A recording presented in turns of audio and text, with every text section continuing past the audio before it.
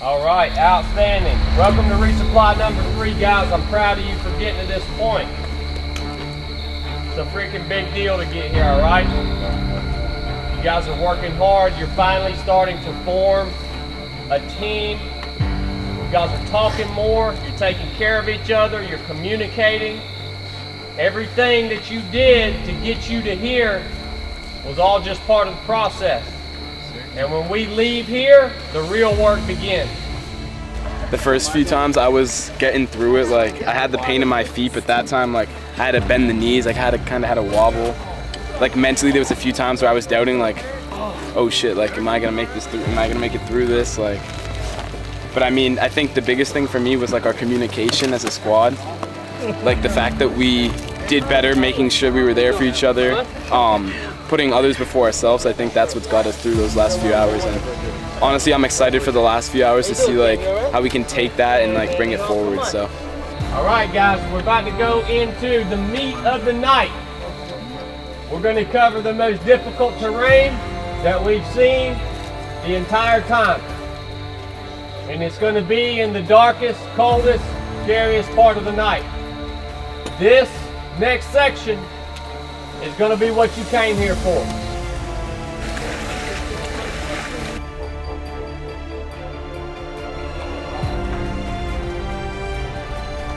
All right, outstanding.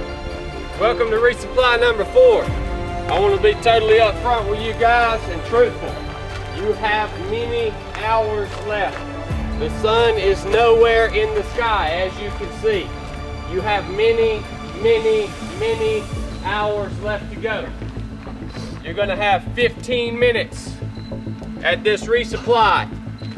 Make it happen. That was definitely the most difficult out of them all.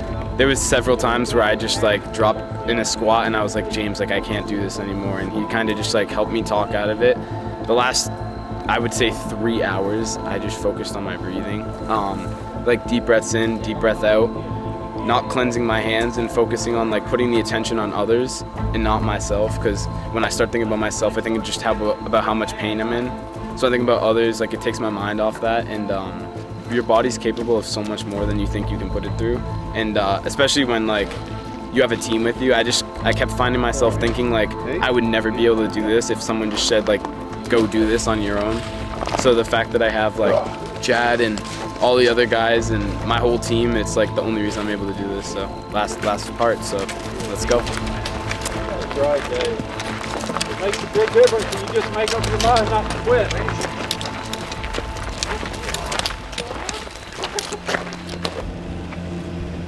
Congratulations on completing the rite of passage course. You guys' total distance, 46.01 miles. That's respectable right there. Total time, 24 hours, 3 minutes, 53 seconds. Yeah, buddy. All right? Good job, guys. One of my biggest takeaways was at some point, like as soon as I decided, once I left my phone with Cam and Brian in the van charging, I knew that like I was dedicated to finishing this thing, and I told myself right there that I will see myself crossing the finish line. So I already knew that mentally. But what happened to me is I had started off very enthusiastic. I know most of you guys that were on the thing knew that I was talking a lot, trying to keep my mind off of myself and more on my team. But I was really going through it in the wormhole. I started to get really tense, really anxious. I was looking up at the sky.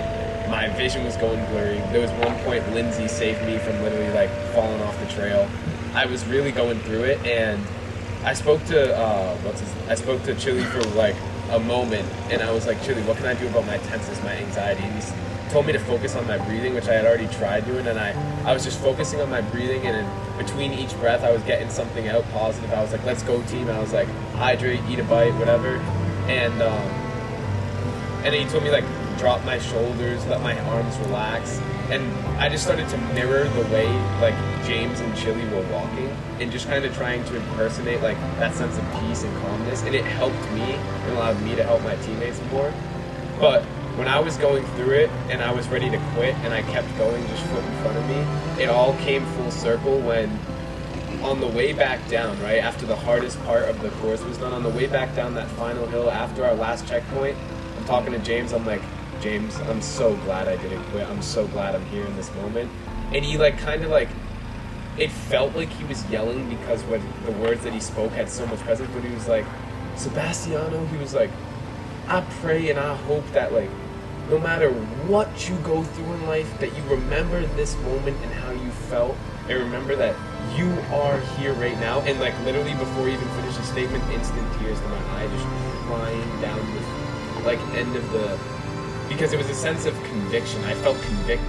Like I felt like I was like convicted about the future, and in a way that like I'm now not able to quit and give up because of the fact that I know I'm capable of so much more than I think I am. And just that moment for me where I just felt convicted was awesome, and I liked it because of the fact that like I just proved to myself that I can keep going no matter what. Yeah, that's good stuff, Sebastian. And so always remember too that those moments don't come cheap. You got to work for those moments, man, and you'll have many more throughout the course of your life.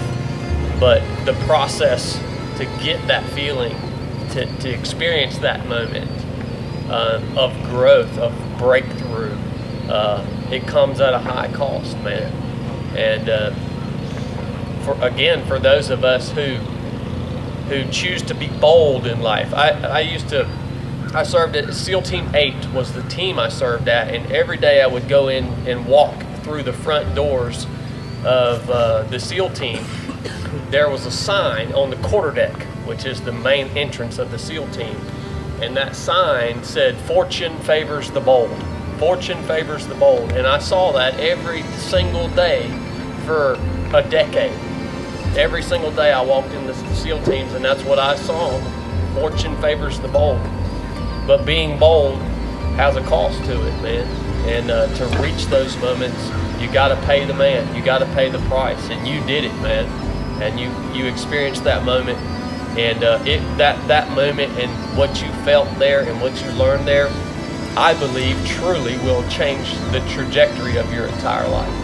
Whatever path you were on, even if it was a good path that you were on before you came here, you're on a little better path now. And if you can shift 1 degree, if I drew a straight line from here to where Steve lives in Canada, and I just changed it by just 1 degree, when I started following that straight line, that 1 degree off, it's not going to look like much right now when you get back home. But 1,000 miles down the road, it's going to set me apart by hundreds of miles. So allow time to work. It's good stuff, man. One more quick thing I wanted to add that I just remembered is one of my biggest takeaways was thriving, not surviving. James said to Cameron at one point, like, Cameron, why are you looking at the sky? Like, whether there's 4 hours left or 6 hours left, like, you're still gonna keep walking. And for me, like, that's when my whole mentality shift, when I remembered everything that Chili said to me, like, do I want to just cross this finish line, like, with my final step, or do I want to cross this finish line knowing I could keep going for 4 more days if that's what the course was requiring? And so, like, that's when my whole mentality changed, and I was like, all right, we're gonna thrive, not just survive. And so I think that's a huge thing. Yeah, you guys had reached a point by the time we were headed out of that last checkpoint. You had reached a point that there was nothing that I could do to stop you guys. I could have pushed you until I killed you or physically injured you, and there was nothing that was going to stop you guys. And that's when we know training is done. Training's complete at that point. Yeah, we could have went on throughout the next day, and some of you guys might have physically, literally broke. Tendons would have torn, bones would have begun to fracture, and yeah, you would have fell out, right? But those would have been real, tangible reasons why you couldn't go any further. So I could have, from that point, I would have had to push you until I physically injured you or killed you. And that's when we know we've accomplished what we wanted to accomplish, is when we formed that. So yeah, and that's the creed, right? We will persevere and thrive on adversity. Not we will get through adversity. No, that's not good enough. We will learn to persevere and thrive on adversity. And that's what's going to set you apart from everybody else in your industry, is during hard times, during times where things are shifting, during times where the economy is looking a little scary. It's in those times that some of your competitors will only be focused on surviving through that, right? But if you say, no, my standard is to persevere and thrive through this time of change or through this time of adversity, you are going to come out the other side of that, and you're going to be leaps and bounds above and beyond where your competitors who chose to just survive are at. So that's why the standard is what it is. That's why the creed says what it says. Yep.